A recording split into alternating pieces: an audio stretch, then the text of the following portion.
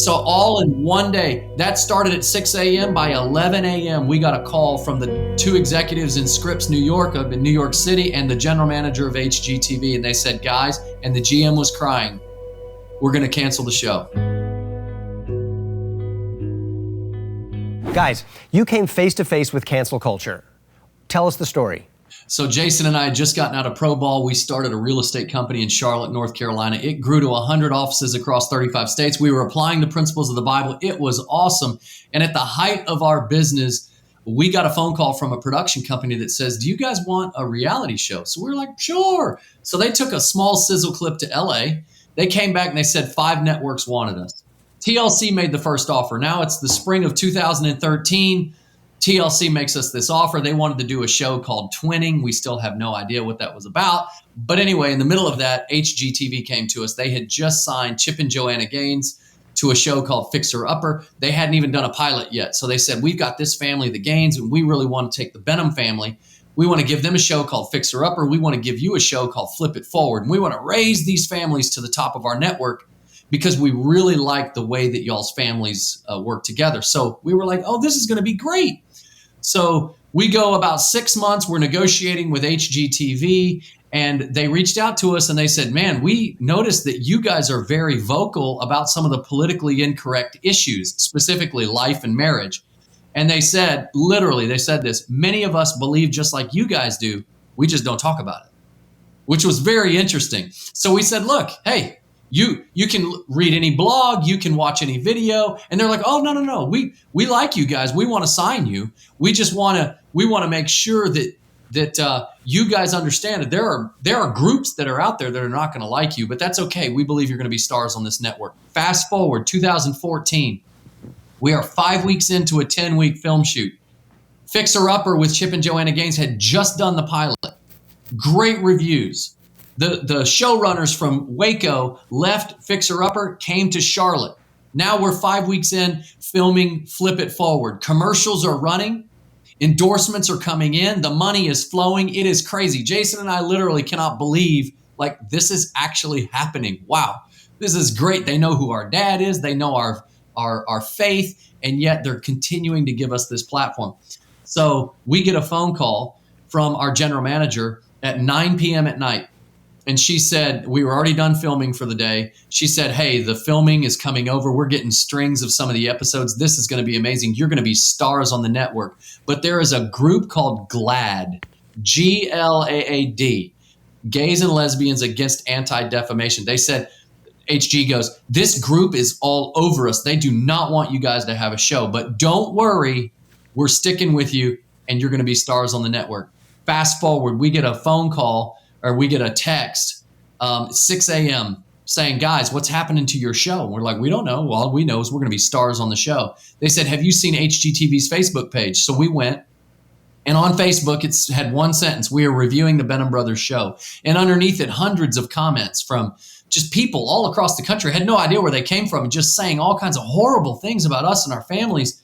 We're like, what on earth happened? Well, GLAAD did not like the response from HGTV.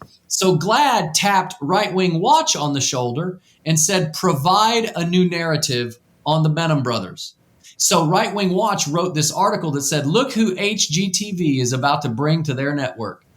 And it just literally nothing but lies and slander and smear. They said things like we were at mosques chanting God hates Muslims. Nothing could be further. We've never even been to a mosque. This is craziness. And so then they started pillaging. They mobilized all of their activist groups in college campuses across the country. They mobilized all these other activist groups to do a hostile social media takedown. So they just started pounding HGTV, pounding them on social media, pounding their phones, hitting them with emails, saying these are haters, these are bigots. So all in one day, that started at 6 a.m. By 11 a.m., we got a call from the two executives in Scripps, New York, up in New York City, and the general manager of HGTV. And they said, guys, and the GM was crying, we're going to cancel the show. She goes, I can't believe they're doing this to you. Just like that, show was done in 5 hours from 6 a.m. to 11 a.m. We got canceled. That's when Jason and I knew, this was 2014. We knew we are in the belly of a whale. We are watching what's coming to America, and if we don't stand, it's going to get real tough on Christians. That's chilling to hear. And you guys have taken the opportunities to take the lessons that you've learned and put them into formats that we can benefit from. Like this book here, Whatever the Cost, you document the stories that you've been through, and then you give us ways to face our fears and die to our dreams and live powerfully. You got 12 valuable lessons that you learned here. Can you share just a couple of those with us? Let me just go back onto our subtitle of that book that you just read, because what David and I discovered is you won't face your fear until you first die to your dream. And what we mean by that is whatever your goal is, whatever your dream or desire is, or whatever it is that thing that God has placed into your hand, you have to first let that go. Then you'll face your fear. Now, the devil knows that your greatest blessing is only found on the other side of your greatest fear. So what he'll do is he'll get you focusing on that thing you don't want to lose, so then you won't go out there and use your voice to speak or stand for truth, right? So David and I had to first die to our desire to have a platform given to us by HGTV. We had to die to that first before we stood strong, right?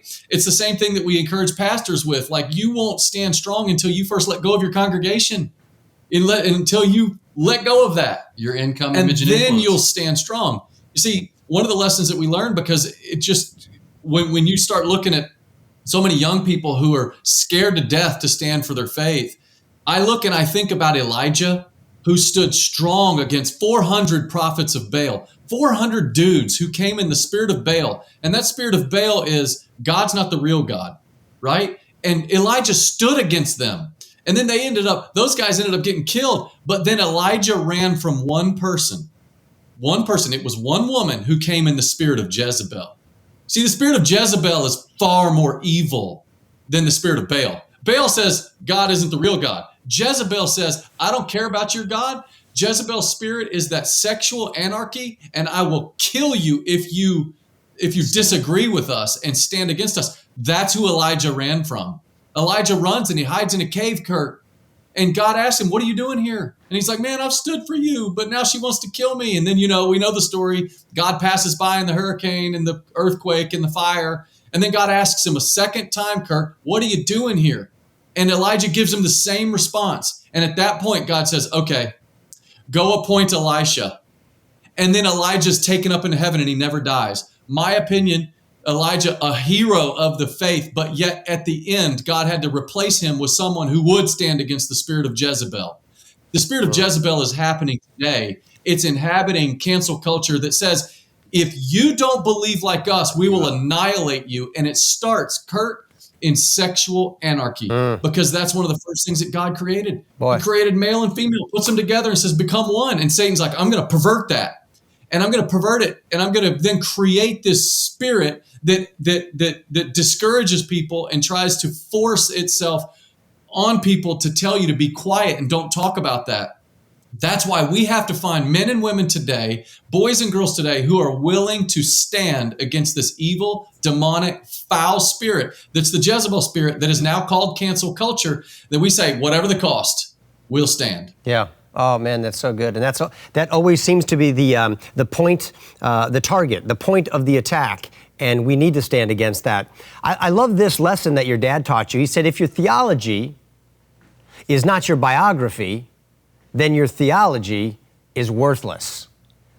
Break that out for us. Yeah, so if what we think about God does not translate into the way that we act for God, then it doesn't matter. It all just stays in the mind. And it's interesting because I want to give a historical lesson that Jason and I give often when we speak and when we write about that very statement.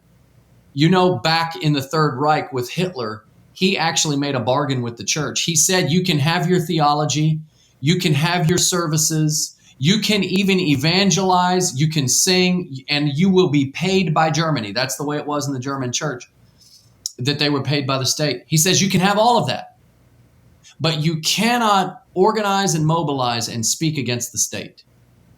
In other words, if the state goes off the rails, you can't do anything about it. You lose your salary. You can have your theology, but it cannot be biography. You can actually be saved, but you can't be salty. That's what that is. And so Jason and I, we were raised with, no, if Jesus saves you and sets you free, then you need to share your testimony. And if he has actually, there are many homosexuals that are out there that have been set free, but now you're not allowed to tell your testimony because it's not politically correct. And you're speaking technically against the state, and it's wrong. It's an attack on the gospel. So that's why our theology of the church has to be biography and lived in the streets. And the gates of hell will never prevail against us. That's so good. Now, you guys are examples of those who understand that you can only really be canceled if you allow yourself to be canceled. Because you've given up the dream so that you can fearlessly face the challenges and you trust God for the results. Talk about self-censorship and how dangerous that is. Self-censorship goes hand in hand with whatever it is that God has placed in your hand. I go back to what I said earlier, that you won't face your fear until you die to your dream. Think about David, little David, young David. This is after he was anointed king by Samuel. And now his dad, David's dad, Jesse, tells him, hey, I need you to go bring some food to your brothers out who are on the battle line. You know, the Israelites were drawn up in battle against the Philistines. We all know this famous story. But David goes out there, and while he's on his way there, he hears this giant taunting the armies of the living God. And David hears it. And so in that moment, David could say, hey guys, you know what? I was anointed king. One day I'm going to be king. And whenever I'm king, I'm going to do something about that giant. David could have said that, but that's not what David said, because David didn't look at the promise that he had of one day being king. This is going to be a great platform for him, and say, oh, I need to protect this as much as I can so that I can stand for the Lord one day. No, David was like, okay, whether I get that promise or not, all I know is that dude's got a big mouth, and I'm not here to pray for Goliath. I'm here to slay Goliath. That's who God is raising up right now. But David had to first die to that thing. You know, when he stepped out there in battle against Goliath, if he got killed, he doesn't get that promise that God gave him. But David was willing to sacrifice that and said, I'm going to stand for truth. He stands for a lie, and I'm not going to let him do that. So self-censorship goes hand in hand with that thing that God has given to you that you don't want to let go. You have to let go of that first. Then you'll face your fear. And you know what happens when you face your fear, Kirk? Boldness precedes the miraculous. When you stand boldly for the Lord, it precedes a miracle. You need a miracle in your own personal life. You know what? If you're watching this right now and you need a miracle in your life, God's asking you to let go of that thing that you're not willing to let go of, whatever it is. He'll tell you right now. Then he wants you to face your fear.